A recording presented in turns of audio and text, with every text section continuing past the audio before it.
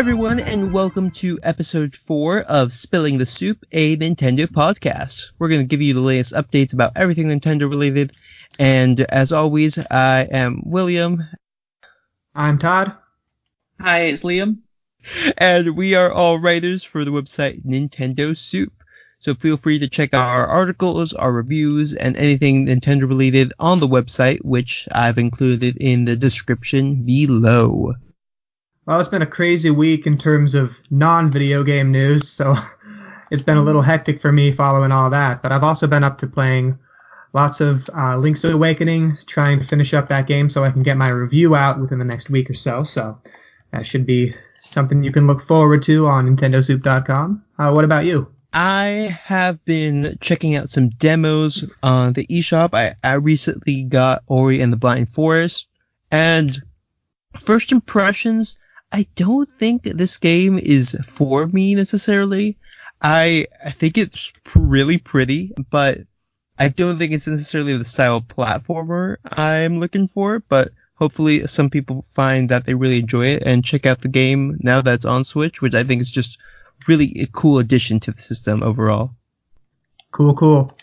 My week's been, the only game I've really been playing is Mario Kart Tour on my iPhone. Have you guys played it? I have not. Oh, jeez. Oh my god. Tell us how that's been going. I don't think it's as bad as people make out, to be honest.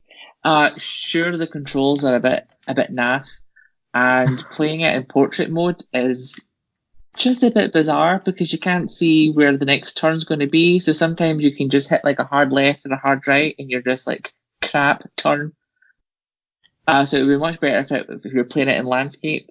All the loot box, all that kind of crap, does hinder the game quite a bit. But people just need to remember that you don't actually have to buy anything. It's entirely your choice. But it's pretty good. I don't mind playing it. It's a good way to kill some time.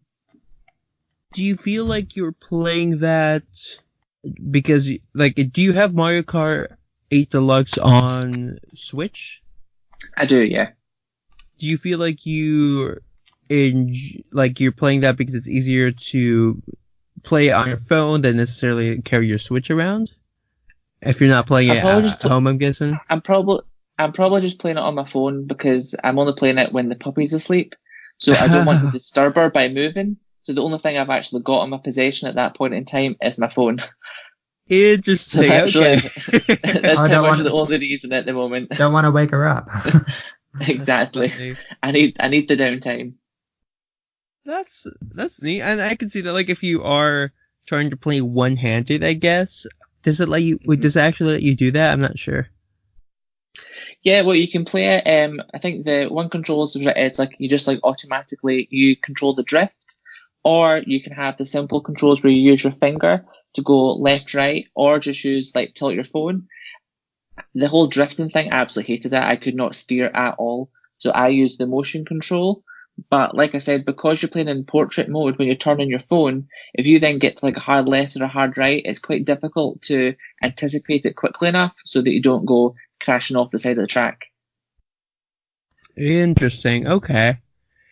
See, I was mildly interested in it when I heard about it being announced, but I don't play a ton of Mario Kart. I think my introduction to the series was for the Wii, where I really enjoyed just being able to steer with the remote and kind of turn on the track with that, which is fun.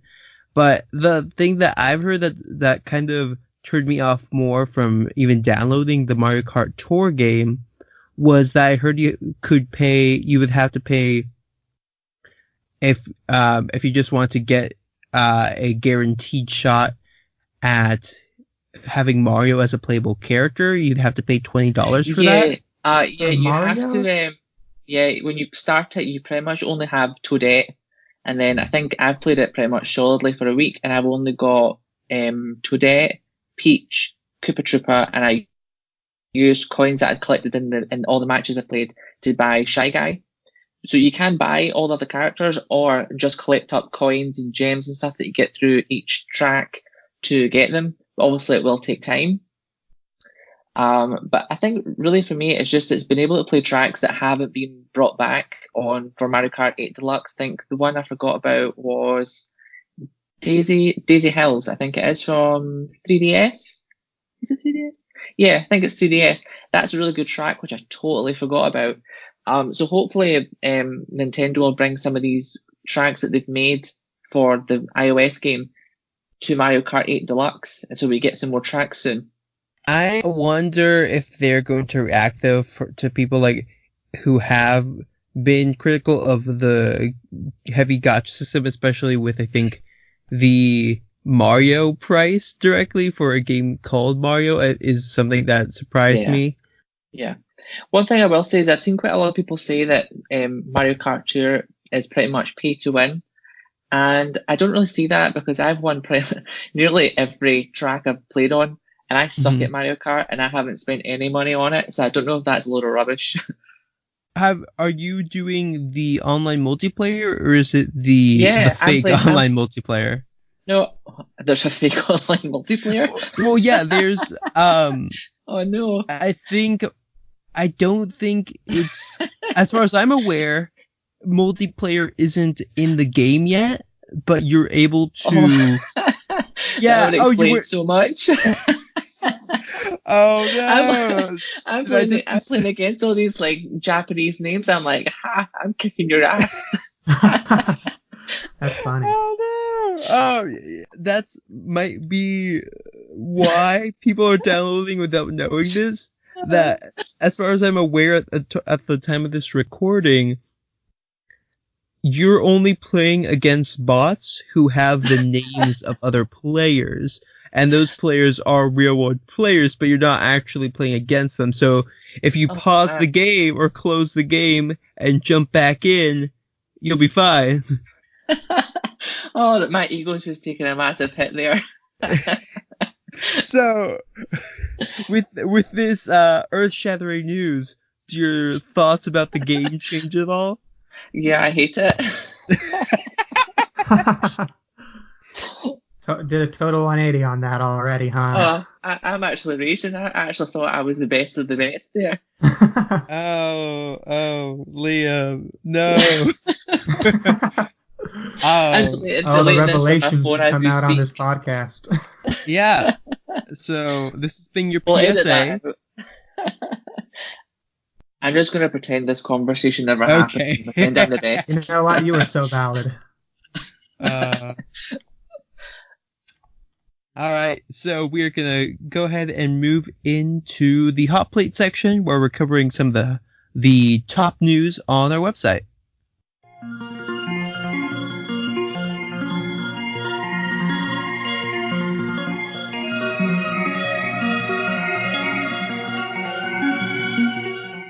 All right, so to start things off, in case you weren't aware, we had a 24-hour live stream from Nintendo where the Pokemon Sword and Shield game was actually streamed live to us. The assistant to the professor, whose name I can't remember, but I know that people have made a ton of fan art about her, set up a static video feed of the Glimwood Tangle Forest, which is a location in Galar. If you were checking out the live stream, which I was doing periodically, you would see very little happening. I would think that in total, the amount of movement that we actually saw was maybe 2 minutes or less. Oh, wow. And yeah, it was basically just a static image of these glowing mushrooms in the forest. You saw Pikachu at one point go around, Impidimp just kind of cover the camera at certain points, but it was slowly building and showing teasers of parts of a new Pokemon in the bushes. And it started off with a furry, glowy piece of hair at one point just dart across the screen, and the other one just go off into the corner behind the bushes, and people thought it might be like a fox or an evolution, but what it ended up being was what was pretty clearly Galarian Ponyta, with a purple and pinkish mane that could glow and change into like a rainbow color.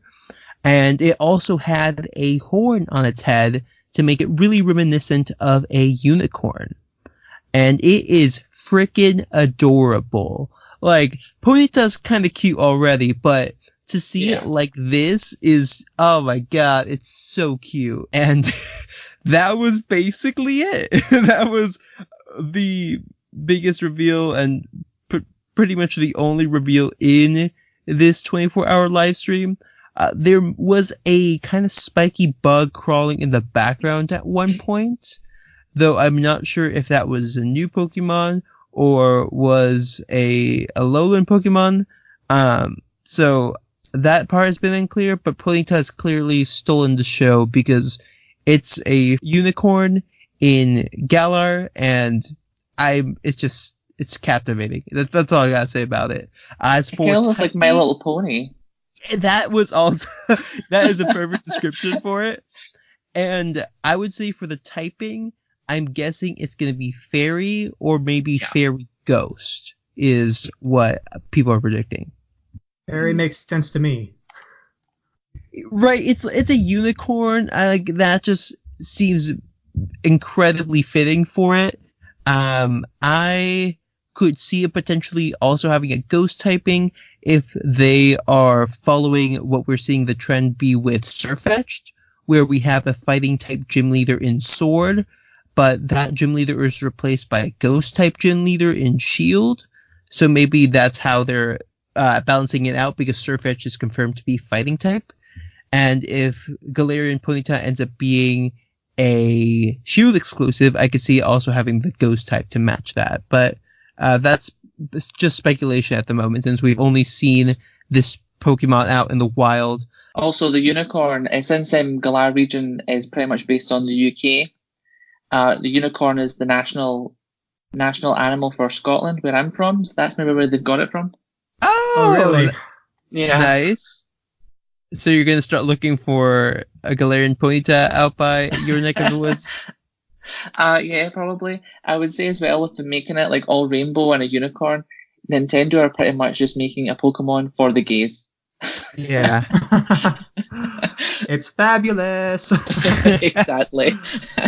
Oh my gosh.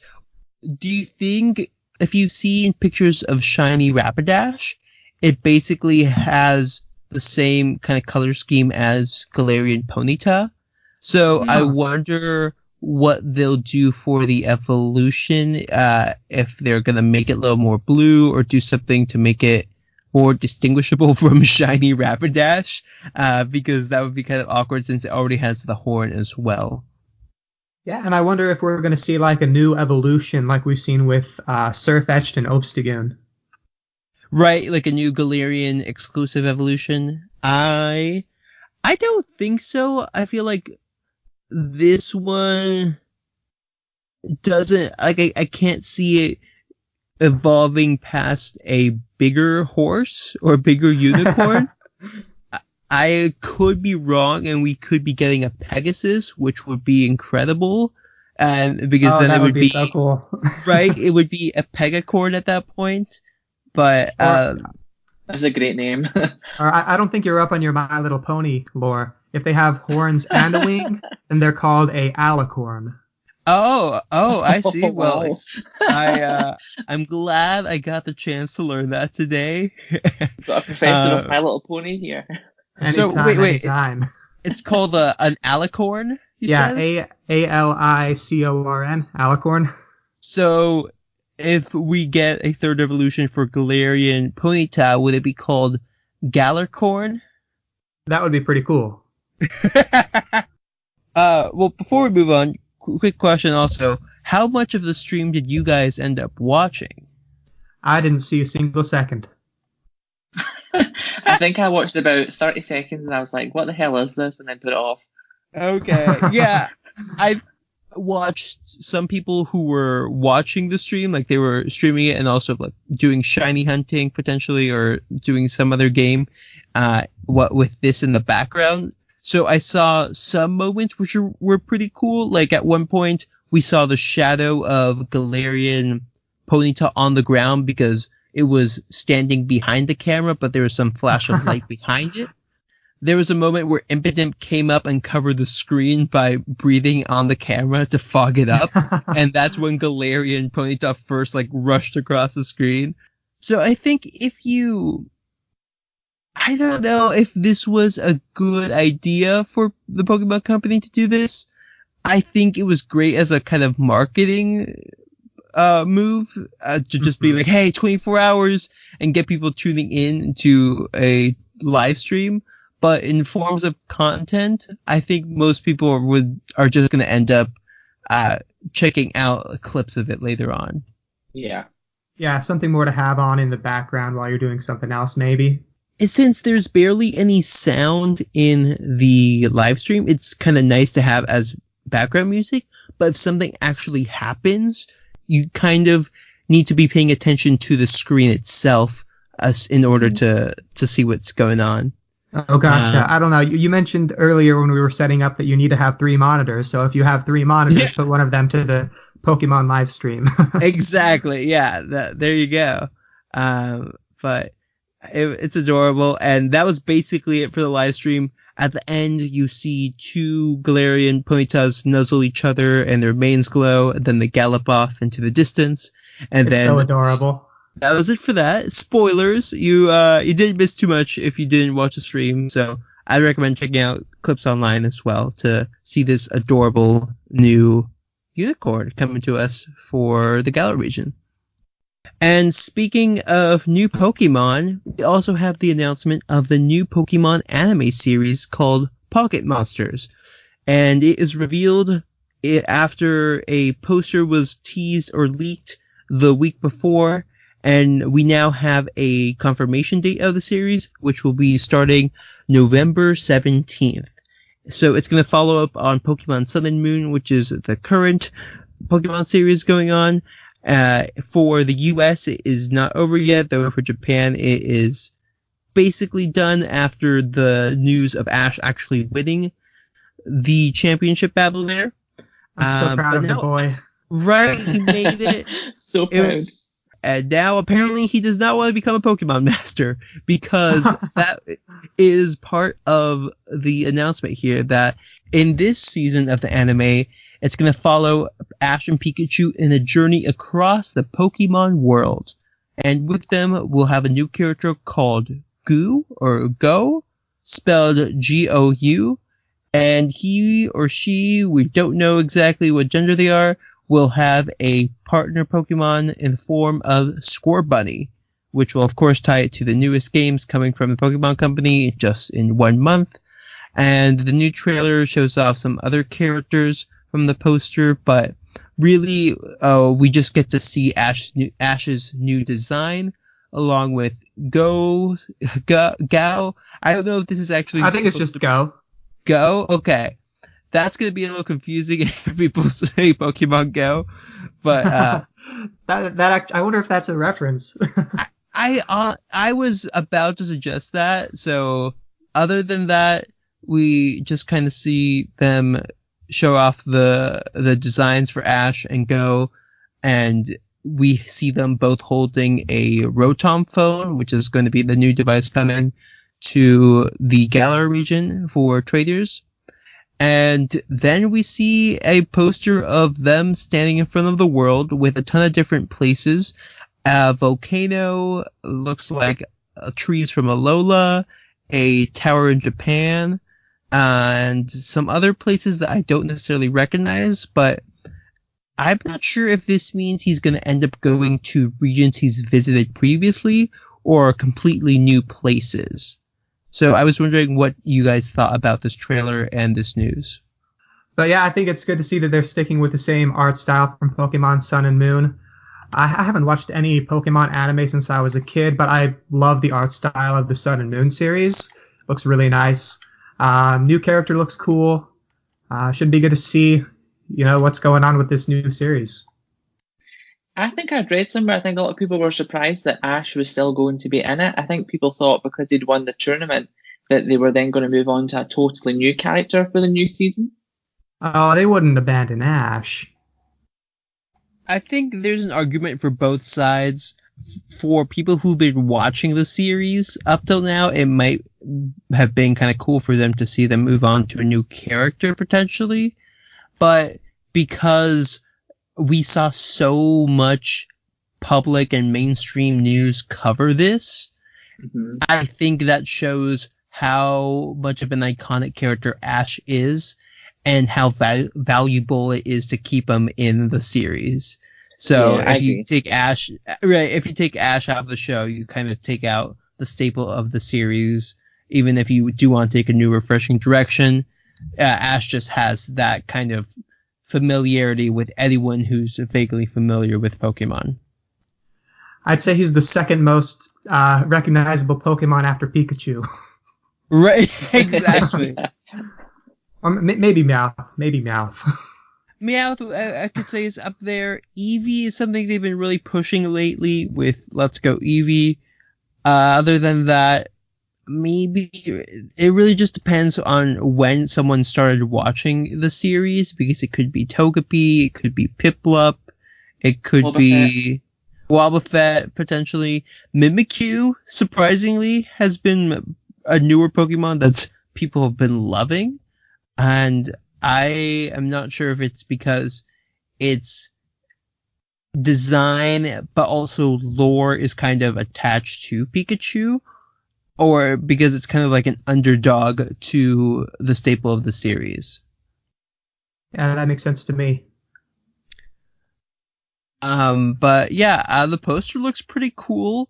I am interested to see how long it goes and how much time Ash actually spends in each of the regions, and if he'll end up in Galar, which I think might be the case, because I find it hard to believe that they don't end up going to the new region at all, especially with this series premiering 2 days after the games are released.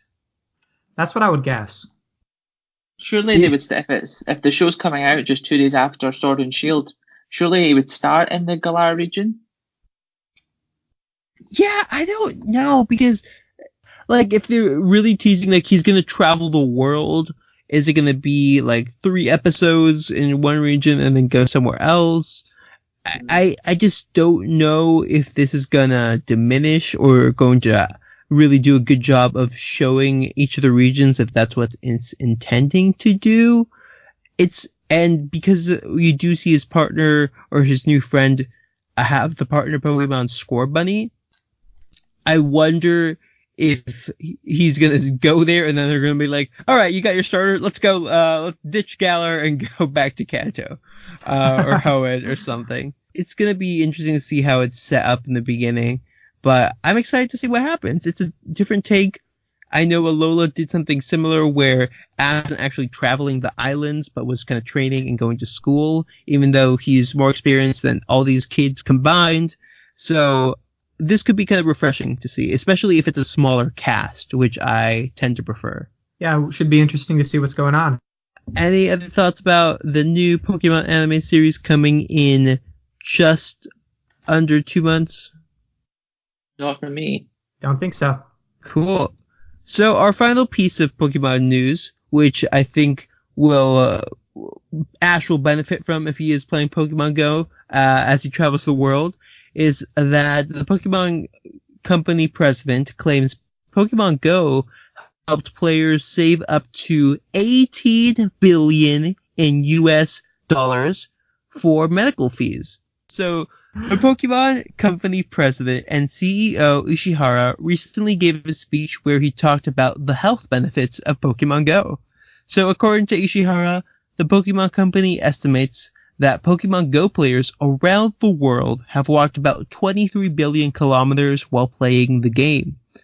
This figure actually came from assuming that one step is about 0.7 meters walked, as Pokemon Go players have collectively walked 32.8 trillion steps together. And he cited a report from the University of Tsukuba, I believe is how you say it. The University of Tsukuba. The report states that for every step a human takes, they are actually saving 0.061 yen in medical fees. Based on the university's findings, Ishihara concluded that Pokemon Go players would save up up to $18 billion in medical fees collectively. If you put everyone's steps together, that's how much people are saving. He pointed out that in Japan alone, players living there have saved about $6.54 billion in medical fees. This was translated by Brandon, so thank you to him for that, and written by Iggy on Nintendo Soup. How do they know that it was actually steps, though? That is the biggest leap in logic here, because I, for sure, have had Pokemon Go running in the background, and it will sometimes count my steps or sometimes not if I'm on the train or on the bus, and I just have it with me because it'll still read my location. Mm-hmm. So, well, just because for me, when I used to play it with my friends, we would actually, my friends would actually go out in their cars and be the passenger in the car, and they would then just drive around, collect, and then they would stop the car, get out, catch the Pokemon, get back in, and then drive to find the next one. And I'm assuming that would have been counted as steps. Well, I think you have to drive pretty slowly for it to be counted as steps. Otherwise, the game detects your speed. And I think they were driving quite slowly. Okay, well, they're gaming the system. They're increasing the healthcare costs. Yeah, definitely. Now, I'm not sure if this was a thing when you were playing, Liam, but the game will alert you and say, hey, it looks like you're in a moving car. Confirm here that you are a passenger. Yeah, it would do that. I would sit as a passenger and click OK and then catch everything that I could on the motorway. Got it. Okay. Well, yeah, I think it will spawn things as you go, but not necessarily count steps if you're going past a certain speed. So the only way to really track that would be to check your Pokemon buddy or eggs that you're hatching.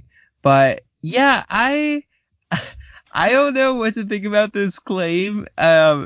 Sure, there are benefits associated with walking, and typically I'd say that lots of Pokemon Go players are walking more than they would have if they didn't have the game, because you want to go to raids, you want to hatch those eggs, go to Pokestops, but giving it a number in terms of medical fees is a weird label to put on it, because that medical fees can be so variable, and I don't know if they're accurate also worldwide, because in some places they can be much more inflated than in others.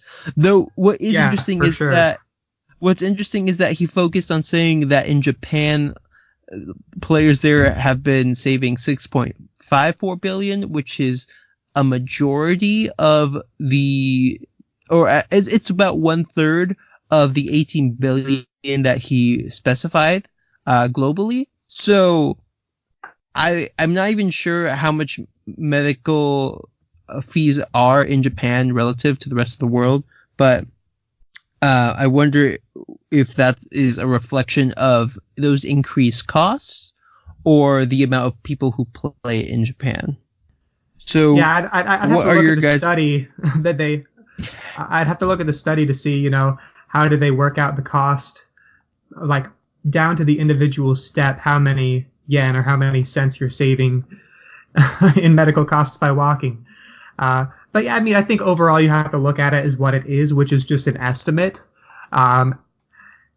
So it's probably, a very rough ballpark.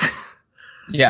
But I know that I've been walking more whenever I'm into Pokemon Go. Like, I'll just go to the park and walk around to hatch eggs, catch Pokemon at all the Pokestops around in this park. So I can definitely buy it that there are, health benefits on, a national, global scale from Pokemon Go. I can buy it with how many people play it. Definitely. I think that the size of the player base could easily go towards that. And what's funny is that some people are also getting Pokemon or Niantic up to that number in terms of the amount of money they're paying them, since they are making a few million daily in some estimates. But I wonder what the negative reaction to this article might be from people, if there is one. Because I definitely know people who are against Pokemon Go or just mobile games in general, and might skew this as something that is being exaggerated potentially. But I think if you're looking at this from a holistic standpoint, you can probably see that this has some merit to it. Yeah, I would agree with you there. Liam, have you felt the urge to play Pokemon Go as you go and walk the puppy? She's not allowed to leave the house yet, so no. But once she's had all our vaccinations, I'm sure we'll get her out and we'll be checking for the local Pokemon. Once you do that, I know Todd and I would very much appreciate you sending us gifts of Galarian exclusives, since okay. there are regionals in the game. So just hit us up when you get that puppy vaccinated. Okay, done. Cool. I think that is it for our Pokemon section of the news. So we're going to go ahead and take a quick break, come back, and cover a few more articles before talking about some sales and deals that we would recommend you checking out on the Nintendo eShop. So stick around, we'll be right back. Sounds good.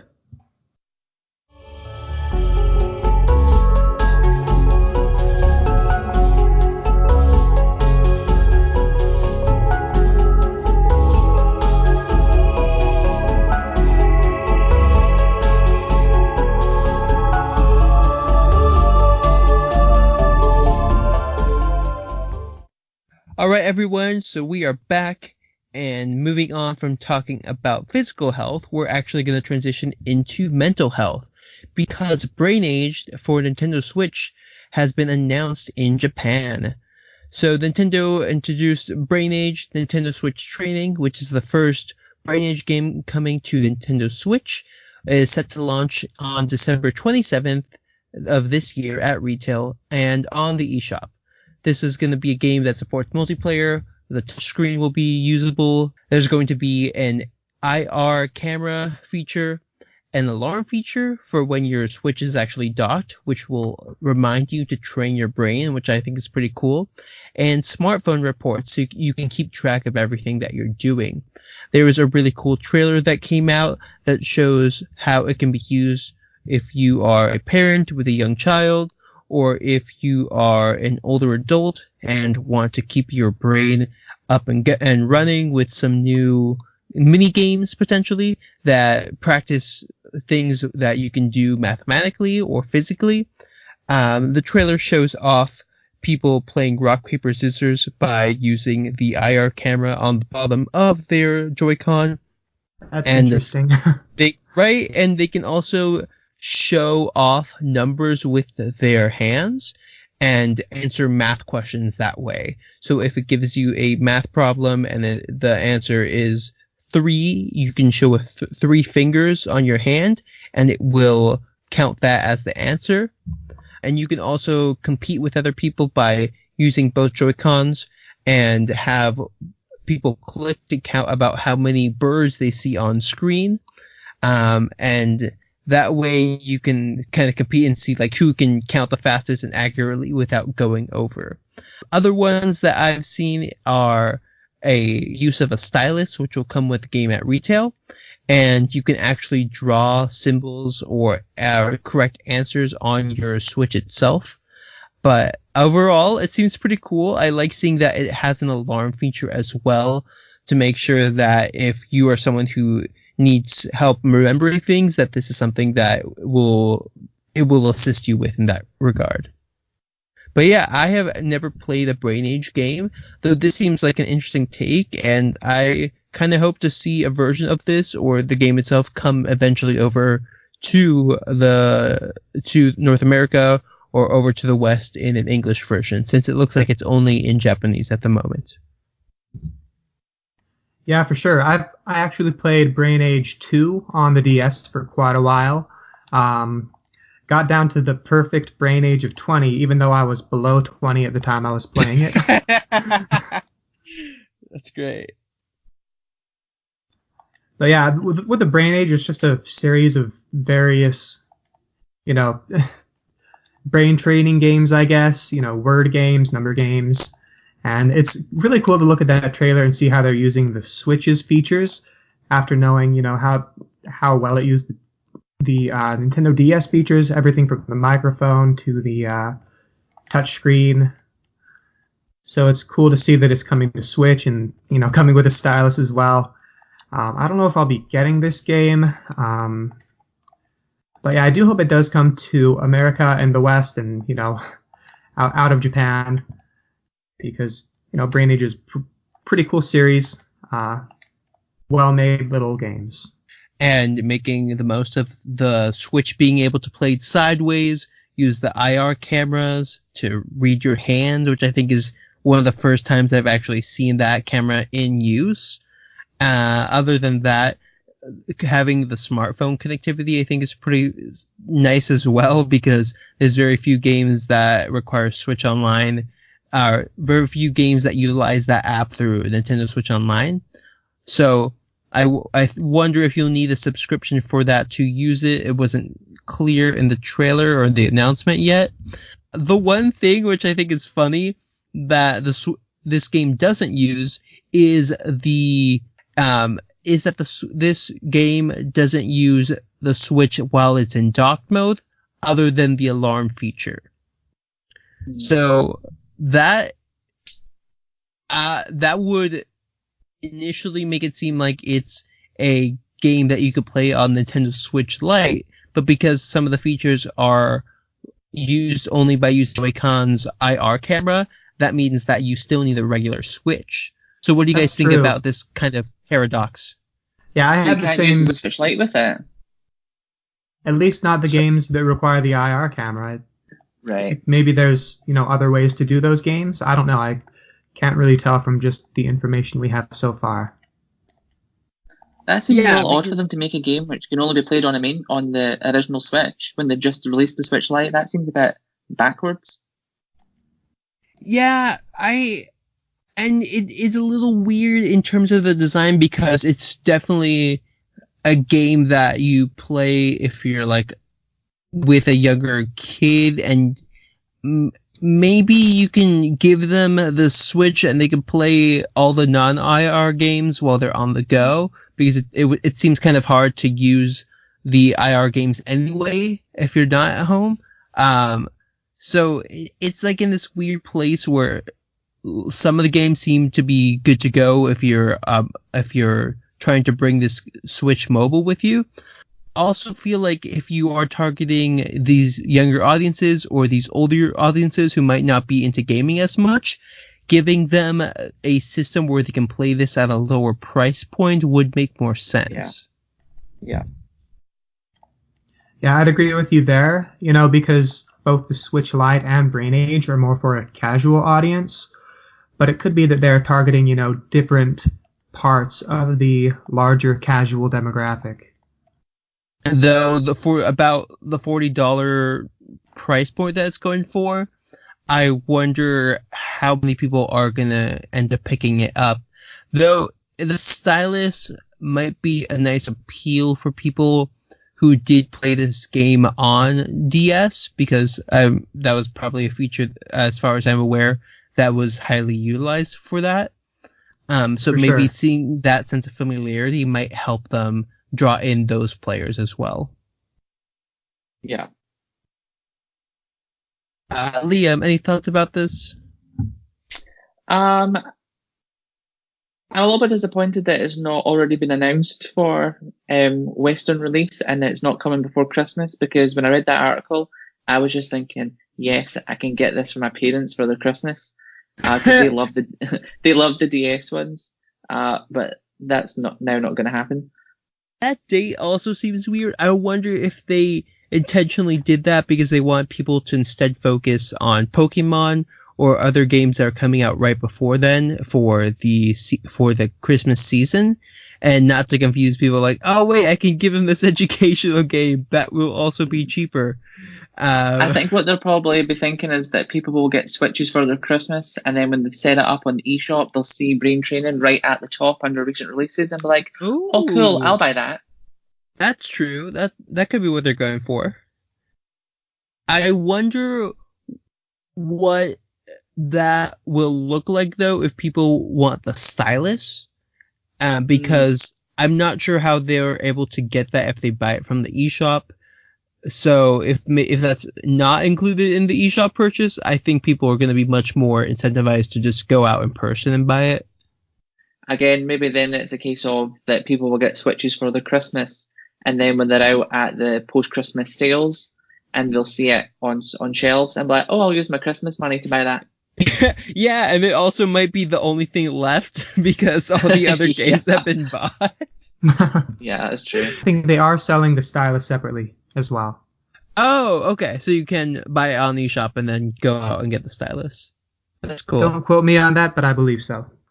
Yeah.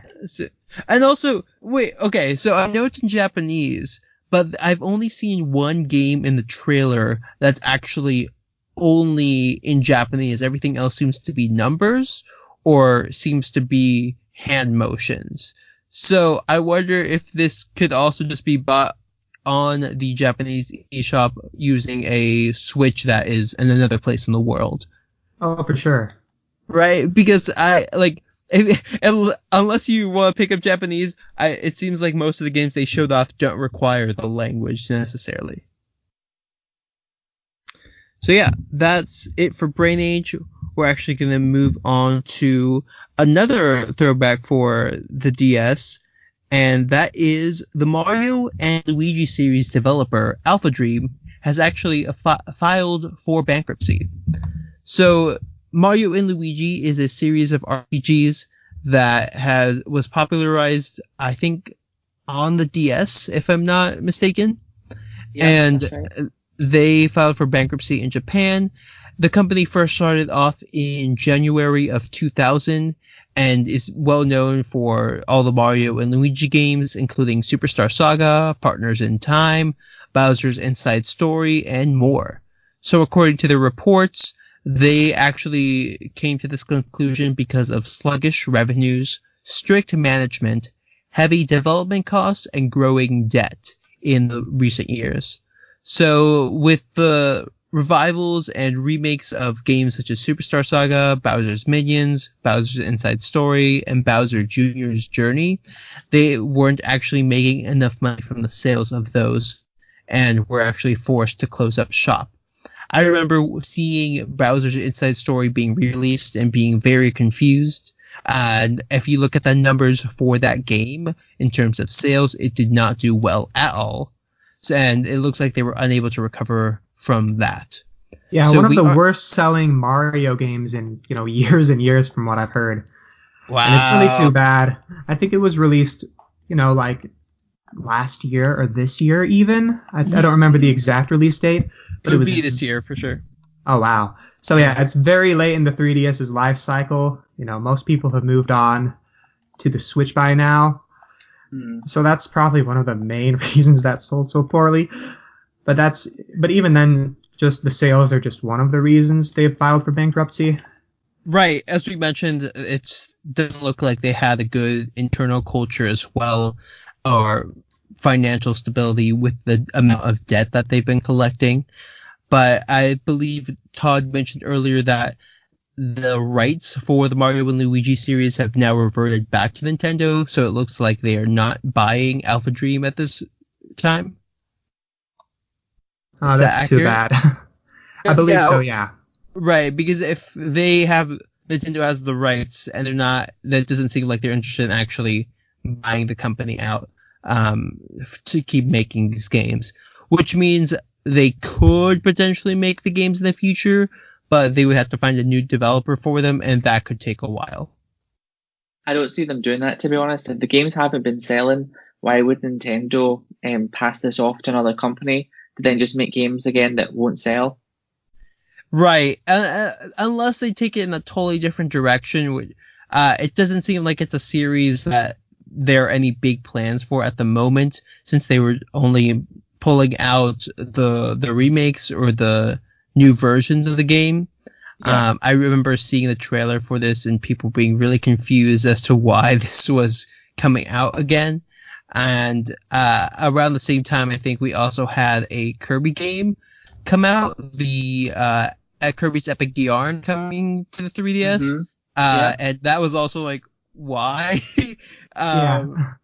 it's a weird place. There's so many games for the DS system that I think were overlooked or were kind of for niche audiences, and it's kind of sad to see them go. But it's really hard to transition that many series and keep them alive with a new system, because franchises don't always last that long or always transition well into the new era of gaming.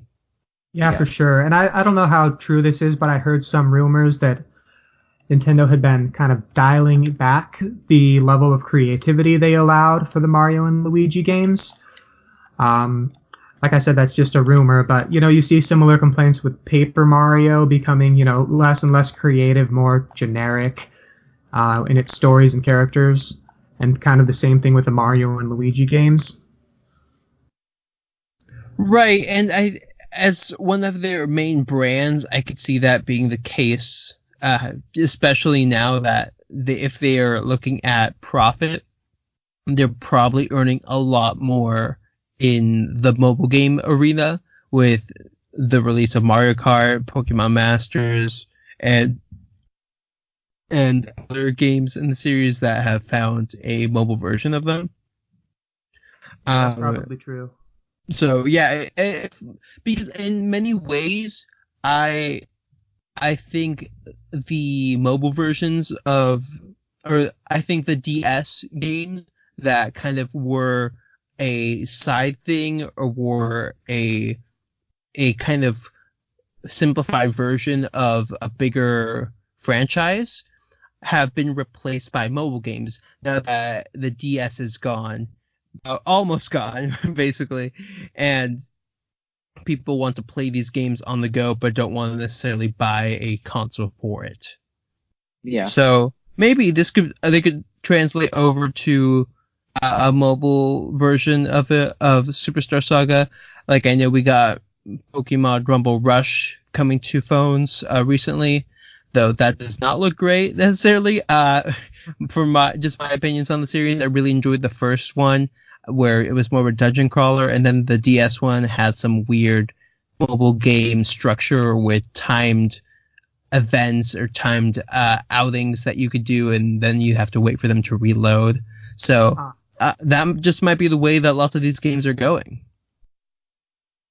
Yeah, it's too bad. I think it's a real shame about this developer. Those are some really funny and creative games. So, also talking about some older games, there are apparently more PlayStation 1 games than Nintendo 64 games on the Nintendo Switch.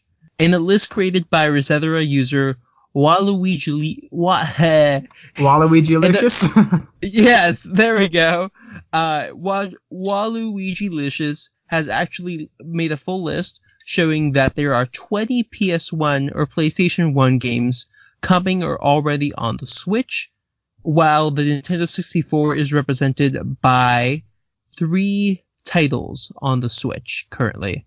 And this is comparing 2 consoles from the same era of gaming, and looking at the PlayStation 1 list of things that we have on the Switch, that includes Crash Bandicoot 1, 2, and 3, Crash Team Racing, Grenadier, which was originally on the Sega Saturn, Guilty Gear, a few of the Final Fantasy games, Mega Man X games, Resident Evil, and Spyro 1, 2, and 3, to name a few.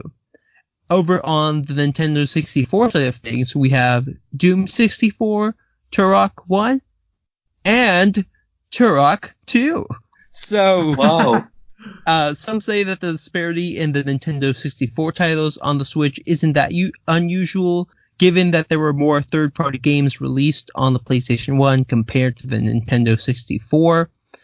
And at the moment, since there isn't a virtual console on the Switch, we don't necessarily have access to games like Super Mario 64 or Ocarina of Time from the Legend of Zelda series, which we actually discussed last week. So if you want to go and check out that podcast, that is up on episode 3. But as for my thoughts on this, I kind of am fine with seeing other consoles games on the Switch from that generation, given that if we grew up, or in my case, I grew up on Nintendo systems, I didn't get to experience those firsthand. So having them now on the Switch kind of seems like a cool opportunity for me to do that. Yeah, for sure. I think that's a good point. I mean, I grew up playing, the Crash trilogy and the Spyro trilogy on PlayStation, and so I've really enjoyed seeing those come back, although I have mostly played them on PS4 and PC. But when you look at that list there, they included a lot of different things, like the Crash trilogy and Crash Team Racing. Those are actually, remakes from the ground up, whereas something like Final Fantasy VII is more of a port. So that's a good distinction, that there are some titles on here that are direct ports and other ones that are actually remakes or new versions of those games. Yeah, I think as well, when it's got games like the Mega Man ones, what console are the Mega Man games not on? Yeah, that's very true. Yeah, and I think you look at the Nintendo 64 games and you just, scratch your head wondering what Nintendo's going to do with those. Because, like, the Wii and Wii U, you could buy just about any Nintendo 64 game published by Nintendo in the Virtual Console, which they have not brought back for the Switch generation.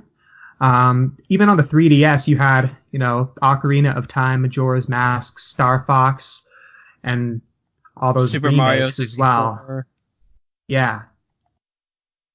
So, I mean, yeah, it's a bit baffling. Super Mario 64, I'd love to see that remade. I don't know if they do that again, though. See, you never know. I don't know. What are they doing with their Nintendo 64 stuff? Because I feel like a lot of people have nostalgia for that. N64 Mini.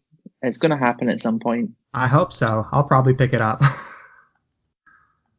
And it was cool to hear your perspective, Todd, as someone who has played these games when they were on PlayStation and now playing them again.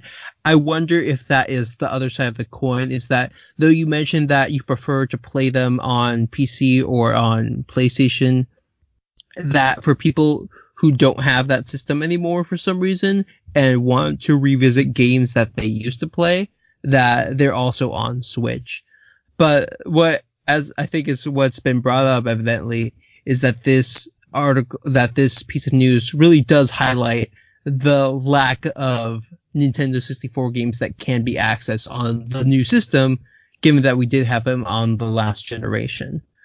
I don't know if they're gonna either do the mini or going to skip ahead and make a library like the NES library or the SNES library that we just got that features those games. We'll never done NES and SNES because they've ported it and put them on like virtual consoles so many times that it's quick and easy for them to do it for every console, which is quite frustrating because you can get like Mario Brothers 1, 2, and 3 and the original Zelda. You get them on 3DS, DS, Wii U, Wii. It's like, come on, Nintendo, give us N64, give us GameCube. Where the hell's the GameCube games? Sometimes I am confused why they hold off so much on those old games, but especially since they're just classics. And as we've seen with the release of the minis, like we have the NES Mini and the SNES Mini, I believe,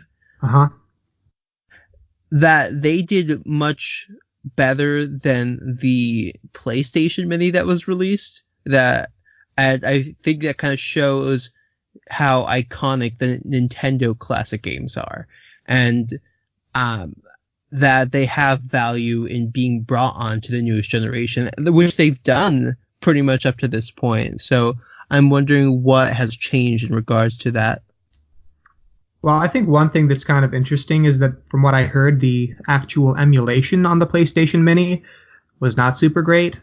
You look at the performance of the games, and it's worse than some PC emulators that you can get. So I think the fact that there's, slowdown and all these, I mean, it's playable, it's pretty good, but the fact that there's all these, issues in the actual emulation of the games that they chose for the PlayStation Mini shows that it's more in response to the NES Mini and the success of that. Right. Something that had a lot of thought put into it, I feel like. But yeah, I don't really have other thoughts on that. I actually haven't played that many 64 games, if any, just because I didn't have the system growing up, and my bread and butter for Nintendo has been Pokemon since the Game Boy Advance SP. So I've never been super intrigued on that, except I think that I would enjoy seeing a remake of some of those games and jumping into those if that ever happened. Yeah, what's the one where you take photos of Pikachu, like Pokemon Snap? Yeah, that would be awesome. Yeah. And people who have been wanting that for a while as a remake as or a remake, sequel, yeah. Because there's just so much potential now that we have like gyro controls on the Switch, so you could like move it around and take pictures. But Pokemon Go seems to be the closest thing to that now at the moment with the AR camera. Yeah, for sure. So any last thoughts about the PlayStation 1 versus Nintendo 64 comparison on the Switch? Do you think it's bad? Do you think it's good? Is there some other context to it? All I can really say is I think it's kind of funny. Yeah. That's what kind of boils down to. It's just like, You look at the rare replay collection on the Xbox, and I think the Xbox One has more Nintendo 64 games than the Switch. Well, wasn't it also highlighted in Banjo-Kazooie's release for Smash that Sakurai was like, and if you want to play these games, you can go play them on Xbox? Yeah, and everyone laughed at that, so... All right, that looks like it's all for our Hot Plate section. So now we're going to move on to some sales and deals that are happening on the eShop. And this part of the podcast, for now, we're still testing this title. So put an asterisk next to it and call it working title, the Delectables section.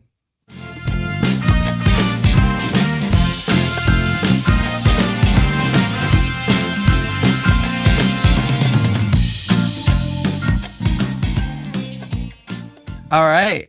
So as I mentioned, working title. We'll see how that pans out. But we're gonna go and jump into some sales, and keep in mind that for Liam, those sales might be only in the UK eShop, though it seems like a lot of them have some crossover between the NA North American eShop as well. Check your regional eShop out for sales, no matter what.